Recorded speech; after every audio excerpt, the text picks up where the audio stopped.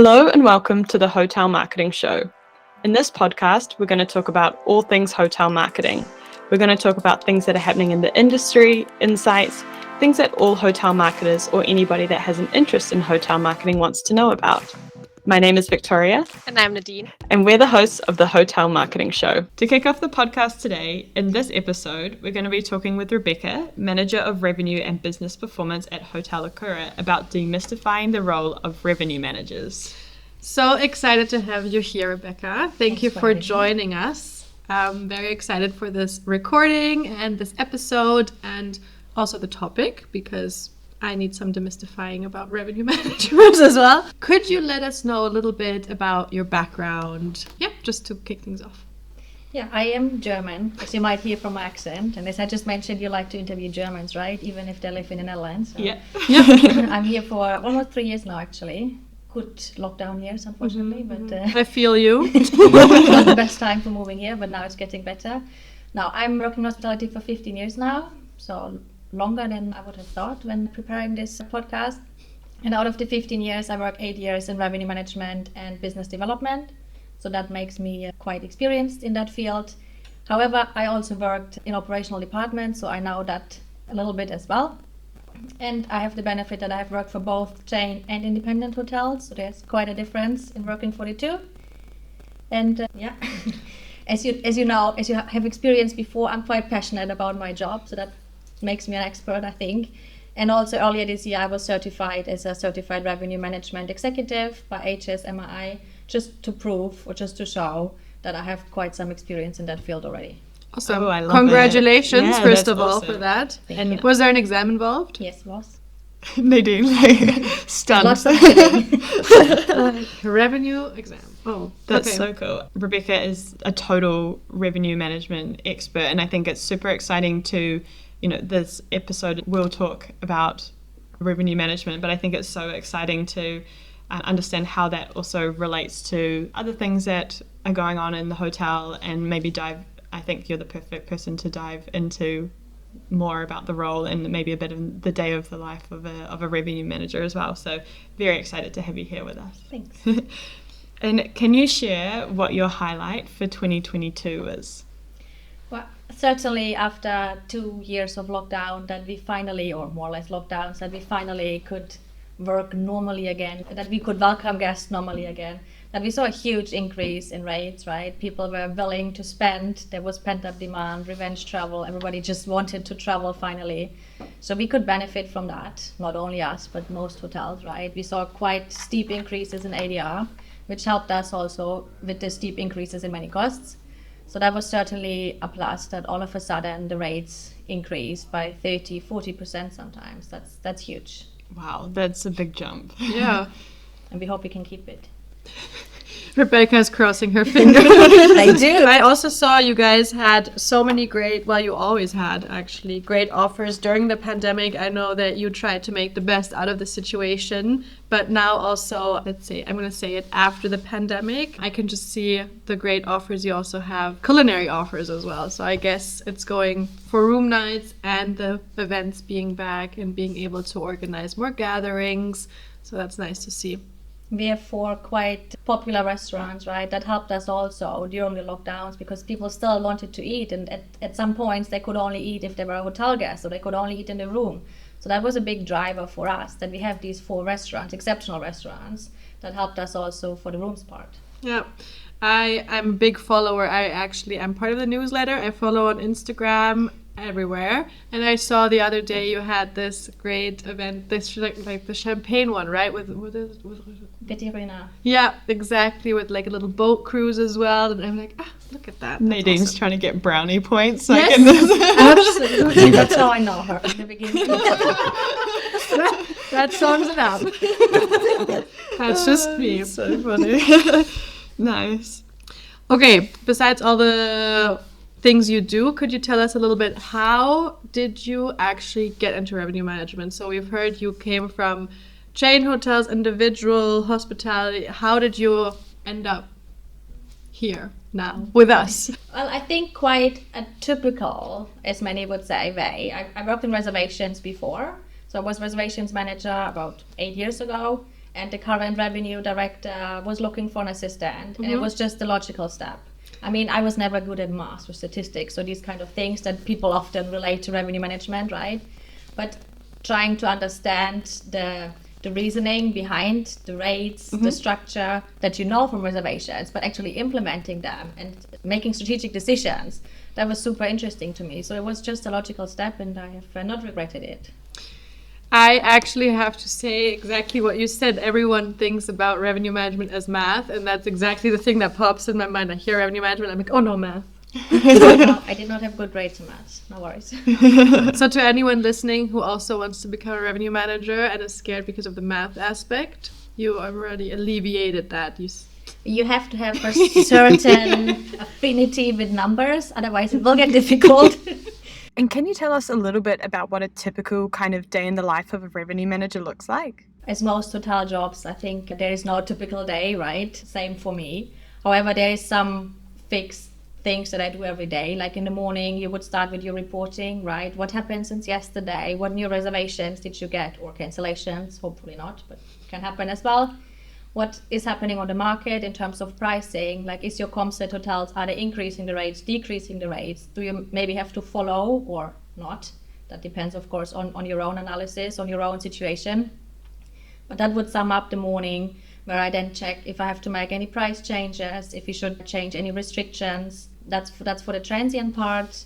Then, of course, Okura is a big groups and MICE property, so we have a lot of requests coming in. So we have to find the right mix also between different departments, and defining that is a big part for us. What prices should we offer to these groups so they make sense? How can we optimize our business mix, right? Because if we sell a group with 300 rooms to a rooms-only group, but then our whole banqueting floor is empty, that doesn't make sense for us. Next to that, I take care of the distribution and the channel management. So make sure online that you see everywhere the correct rates, that there's also parity, of course, that we do not show different rates on different channels, but we try to make sure that we have the same everywhere. That is quite important. Next to that, I mean, as I said, there can be a lot of things in a day. Yeah, already I'm like, is it lunchtime? When are we? Yeah. Well, I'm a typical revenue manager, so I do lunch at my desk very often. Oh. Unfortunately. No, not unfortunately. It's my own choice. I think you're passionate about revenue management, that I could definitely tell already. Yeah. Forecasting and budgeting is, of course, a big part, because if we do not know what is going to happen next month, next year, how should we make the right decisions? So that is quite important. And then there comes the cooperation with sales, marketing in, because if we see that a month is not going well, we have to discuss promotions, right? Or we have to discuss our strategy. Maybe we have to make changes. And we try to make all of these decisions based on data. That is a big part of my job as well, right? I want to support the other departments in making the decision based on data, right? And not so much on gut feeling, or this is how we always did it, because things change all the time. So that is important for me as well, to support the other departments with the numbers that we have in revenue management. And last but not least, I also host meetings. Like the most important would be a monthly business focus meeting, where we really look into detail with the whole commercial department and also some other department heads on the current situation and also on the future situation. So we all know where we're heading to and what we have to do, what we want to do, and then we are aligned in our efforts. I think that is quite important. Awesome. So good. I think you dived into it a little bit already, in terms of there's a lot that you do that kind of also merges with the other departments, right? You mentioned sales, you mentioned marketing, and also focusing the efforts there to kind of streamline decisions or strategies for what's coming up. Could you take us along a little bit more of what that working together looks like? Yeah, I think for us it is key that we have a commercial director who brings together all the commercial efforts. You sometimes had that in the past, to have it still, that all the different commercial department heads report into the GM, right? However, in our case, we do have the commercial director in between, who gathers all the information and makes sure that we are aligned. And I think that is key. Also important that we all look at the same data. That is something that we are facing every now and then. Somebody's looking at data pack A and somebody else at data pack B, and then we come to different conclusions, right? So we try to look at the same data. So just recently, we have implemented a business intelligence tool that helps us all in the commercial department, and not only, but for us all to look at the same data. We can also drill deeper.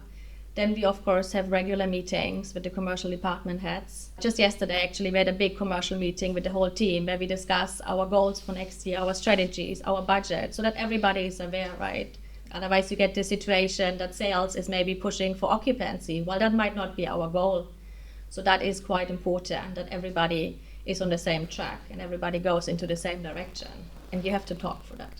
That's so interesting. And I think that direction across the different teams. So does that come, first of all, from management and then through the commercial director, and then as teams, you are then working together to define your goals? Or is it that one team will say, this is what we want to do, and then the other teams make their goals based on that? How does that goal setting work across those departments? So how we do it is that first of all, the hotel goals are defined, right? And those are mostly defined by the management team with the help of the department heads. And from that, everything breaks down. So we have the hotel goals on top, and then we break it down to our commercial goals. Not all of the hotel goals can be supported by the commercial team, but a big majority, of course. So we look at the hotel goals that are influenced by us. And then from that, we make our commercial goals. And then from that, everybody gets their personal goals as well, their SMART goals for the year. Cool. That sounds super efficient. It is. And it makes really sure that we all look at the same goal. Yeah, because I can imagine in some cases, like you mentioned, you have different departments and every department has kind of their own goal, even if it's just internally, where you feel like I, as a department, want to achieve this. But then if you're not aligned with your other departments, you catch yourself down the road and you guys are just doing different efforts for different things. And then ultimately it doesn't come together at the top. And you can miss information if you only look at your department, right? If I only look at my numbers, I might forget some personal relationships or whatever. That are also important. So we have to take all the input from the different departments to really come to a good decision. And we also have to be critical to each other. It's not about just saying, yes, you're always right, but we support each other by being critical. So if somebody says, but I do want to have this group, then why? What is the benefit? What do we gain from it? If it's not maybe a profitable group, but maybe there will be a recurring business afterwards. So we have to look at the broader picture and not just at our little department, but at the whole. That's really cool. Yeah. I love the idea of a positive challenge with the other teams to make sure that you're all doing better and keeping working towards the goals as well.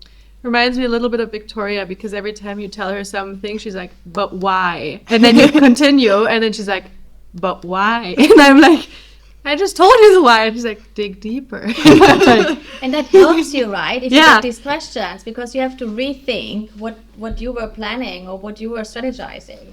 Because I'm more or less on my own in my department, so sometimes I might go into one direction, but if I do not get these critical questions, I might forget another point of view, which can just be as relevant. Yeah, and also saying being alone in the department, for example, if you have your viewpoint and you just keep going without, like you said, having someone else who questions or positively questions, you don't get the chance to actually rethink why you're doing it. Because I think sometimes everyone gets stuck in processes, or like you mentioned before, well, that's the way I've always done it.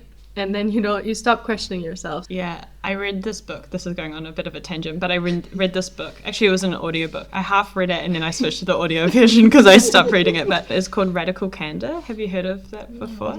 So it's this whole kind of management style where it talks about being radically candid. So you are honest in your feedback, but the intention has to be that you're wanting to help the other person be better and work towards their goals. So the idea is that instead of being like, oh, that's a really great idea, Nadine, and it's actually a terrible idea, it doesn't help her. So the idea is that you build a sense of trust in your relationship where I can say to Nadine, actually, that's not the best idea you've ever had. Maybe we need to rethink this, but let me help you. But then she also can give me that feedback back. So it's not ever just a one-way thing. It's we're going to work together, be honest, and build a sense of trust between each other so that we can share feedback and both get better at the same time. So it kind of sounds like that's what you guys are doing in your departments as well, because I guess you're also dependent on other teams for reaching your goals as well, right? So it's also not only our point of view from a commercial, but we also have to take the operations into consideration. If operations cannot handle it, then we will have disappointed guests, right? Yeah, that's so true. I think so. Nadine and I were both customer success managers in a previous life here at Hotel Champ, and the number of times where we would be talking with a marketer who's putting together like free welcome drink on arrival like voucher, and having to remind them like, hey, make sure that you actually talk to the team about how you're going to make this happen. Like we don't want you just to put it out there and then it cause all this problem later on, but how important that communication between teams is for even the guest experience at the end of the day as well. Exactly. Otherwise the guest will be more disappointed, right? You think you make a great package, the guest will be happy, but everything goes wrong in the end. Well, you do not win anything from that. So it is key, and communication is always, I think, a tricky part. We are quite a big hotel, so we have to make sure everybody is informed when we build something new. I love the topic of communication, actually. So it's really, really nice to hear how you guys do that with the communication at Okura, to see that everyone is aligned and works together. I think we can always do better, right? That's also critical to myself, not only being critical to others. Yeah. There's always room for improvement. How you can even better that communication. That's really nice. And I really liked also what you said about having like almost one source of truth for the data as well. So that's not going to be causing like extra complications as well. Like you're all able to look at one thing and know this is the story, like this is the picture, rather than, I don't know, marketing coming with some other numbers, sales with some other numbers. So I think that's a really practical way of even getting on the same page. Everyone pulling their own reports to like... Well, that's how it is often, right? Yeah. The marketing pulls this report and revenue pulls that report, but now we have one single source of truth, and this is what we're looking at. Everybody has the access. We all look at that tool, so we all work with the same data. That is key, I believe. Yeah. That's awesome. You mentioned at the beginning your biggest highlight of 2022 was, again, the increasing ADR, seeing the demand come back, the traveling come back. That's definitely a big opportunity at the moment. Could you let us know a little bit more about, well, first of all, your opportunities, what you see in the market right now for hotels in general, but maybe also some of the challenges? Now in Amsterdam, we are into low season. Well, not so much different from Germany, but still. So we see many hotels reacting with dropping the rates again, which is a pity because we went up so far. And it's sad to see that some hotels are starting to drop the rates again. So that is a challenge because you cannot create additional demand, right, with dropping the rate. You might get 1 or 2 room nights extra that would usually book maybe a 4-star hotel. But will that help you in the long run? I highly doubt it, to be honest. So that is a challenge at the moment that we see. We see also some hesitation with bookers still when it comes to guaranteeing, like when it comes to cancellation terms. They are still afraid that whatever restrictions or changes in the situation might come. While in the past, long cancellation terms were not so much of an issue, this is now questioned a lot. Everybody wants a force majeure in their contract these days. That puts more risks on our shoulders as the hotel, right? The client does not want to take that much risk anymore. So that stays a challenge. I remember on our podcast episode with Taya from Metrics Driven, she said that with a free cancellation rate, like she doesn't even count that as a booking, like she just counts that as a lead until the stay has even happened. It's so interesting. Yeah. It's like, I guess it kind of changes the way that you see bookings coming in as well. And I do understand it from a personal point of view, right? Because we all experienced the last 2.5 years where the situation changed over and over again. Hopefully we are behind that now. So I do see that also as an opportunity that we go back to normal in a way, right? Yeah. And another challenge that we have is, of course, and you talked about it a lot in the podcast as well, as staffing. Many people left the industry, and I don't think you want to talk about this anymore, me neither. You see new people coming in, often with less experience. So that is something where we have a lot of training to do to get these people up to speed. Many people just coming new from school or switching industries. So that is both a challenge and an opportunity because these people can also bring new ideas, right? If somebody comes from a different industry and said, we always did it like that, maybe this is also a possibility for hospitality.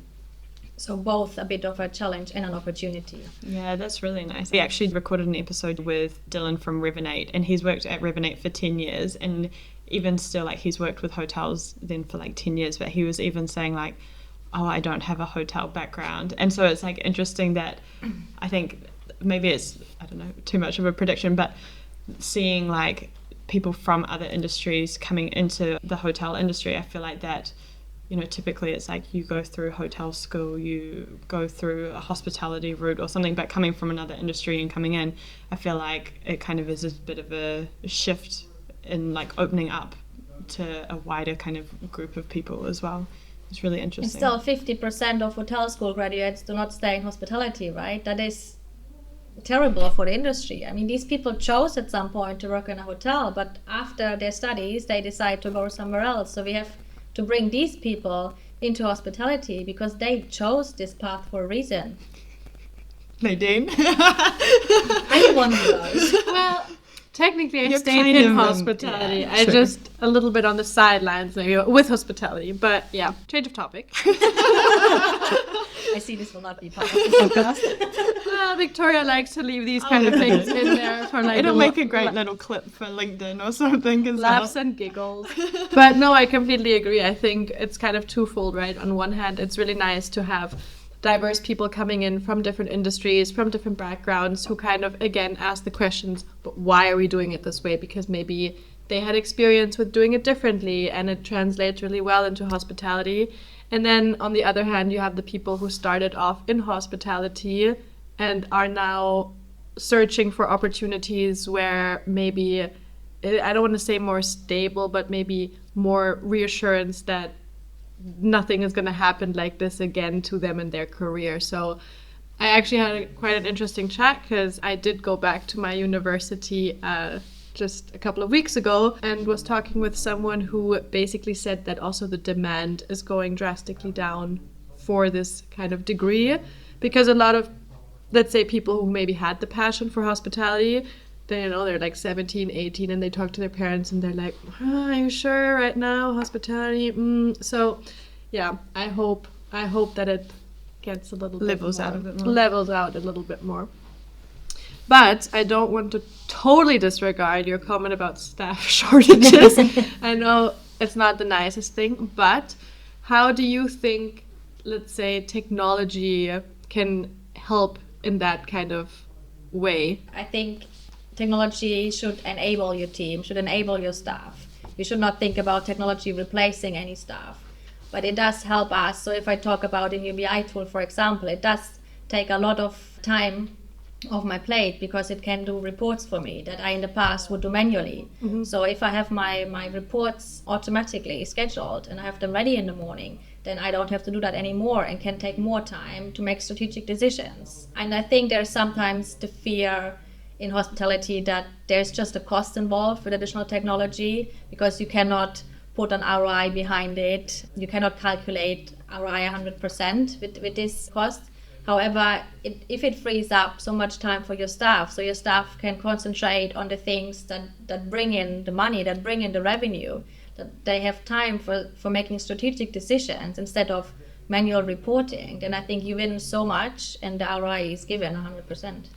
This also relates to the conversation we had with Dylan, right, from Rebekka, because he mentioned things like pre-arrival emails, you know, like a lot of people have questions before they arrive and then they call and then the receptionists are really busy because they just keep answering the same questions over and over again, to think about how can we actually solve the problem before the problem comes up and send maybe a more detailed email before the guests arrive. And in your case, you know, how can we not do manual reporting but with the help of technology actually free up some time for you to do other things that then translate into like a monetary value. Yeah, I think also, like, I liked what you said about how the tools can free up time, because I think often we hear the perception of like, or new tool, I don't have the time to set this up, or I don't have the time to use it. So I think it is, maybe there is like a time investment at the start, but then like the payoff or like the benefit later on of having, you know, invested in that tool, I think you can, you know, there's so many benefits to that as well.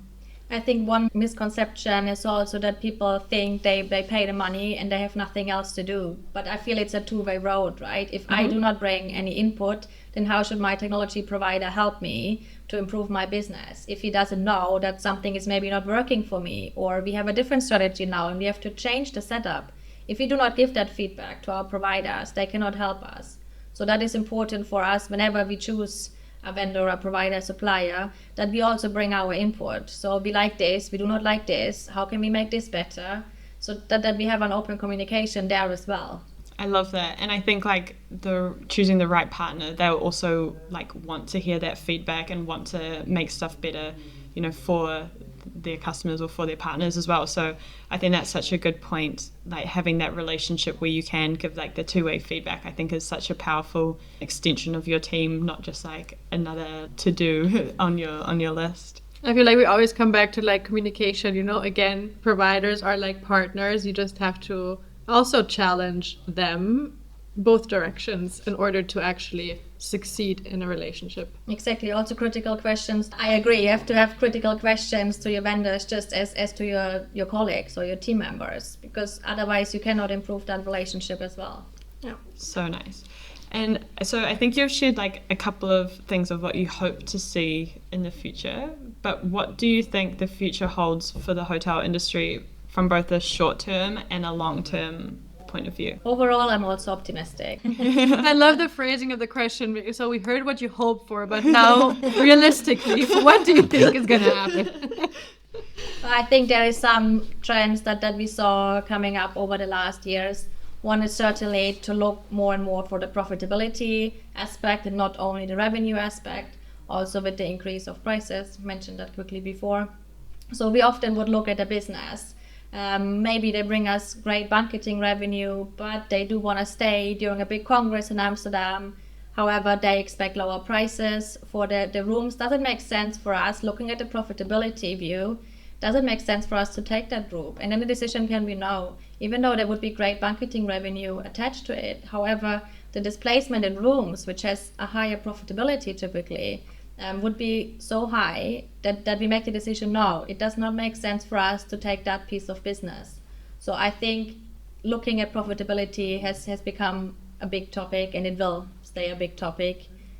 What we also see is, of course, that segments get more blurry, right? People do not only travel for business or leisure, but they combine it. So if somebody comes for a conference, they might stay 1 or 2 days afterwards to enjoy Amsterdam. Or somebody has a city trip planned but works from there. So that makes it, in a way, more tricky for us to target these people, because you cannot put them into either the business or the leisure drawer. Do you say that in English? Mm-hmm. Yeah. Die Schublade? Yeah, in die Schublade. I know you like the German things. Yeah, I love these little German snippets. What we also saw this year, and what I'm sure will stay, is that expectations have risen together with the rates. If somebody pays more, then usually also the expectations are higher, and not all hotels could always fulfill them because staff shortage, etc. So that will stay a focus for us. If we want to keep these rate levels, we also have to make sure that the quality stays on the same level.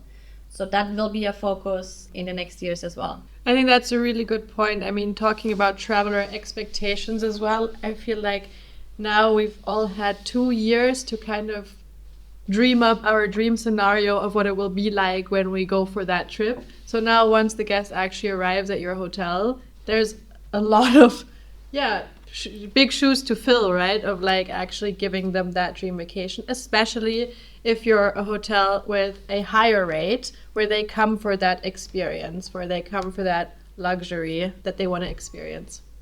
So yeah, we do make strategic decisions there, and I'm sure we're not the only ones that maybe we're not going for the 100% occupancy, but we go for 80% occupancy with a higher ADR, and we make sure that the guests are happy. Because putting in the additional 20%, maybe the staff is not being able to handle it. So in the end, we will not benefit from it. So looking at the broader picture, I think that is what the last 2.5 years have taught all of us, how we can take more departments and more views into consideration. While you talk about the others, and like the others being the competition, of course, how do you manage to combine all of this? So challenges, opportunities, and now you also have the third factor, your competition. You said especially here, well, not especially, but for example, hotels in Amsterdam have been lowering their prices now that demand goes down. So how do you kind of stay ahead of the competition? I think one of the most important things is staying agile, staying dynamic. Only because something was right yesterday, it will not be right tomorrow. So we have to question ourselves over and over and over again until it can be painful. And actually, I mean, the 2 years also were perfect for us to learn how to be agile, because all of a sudden You had to. You had to find creative solutions for problems that before you didn't even know could actually exist. I mean, I think in some terms we saw great offers in general across like the market.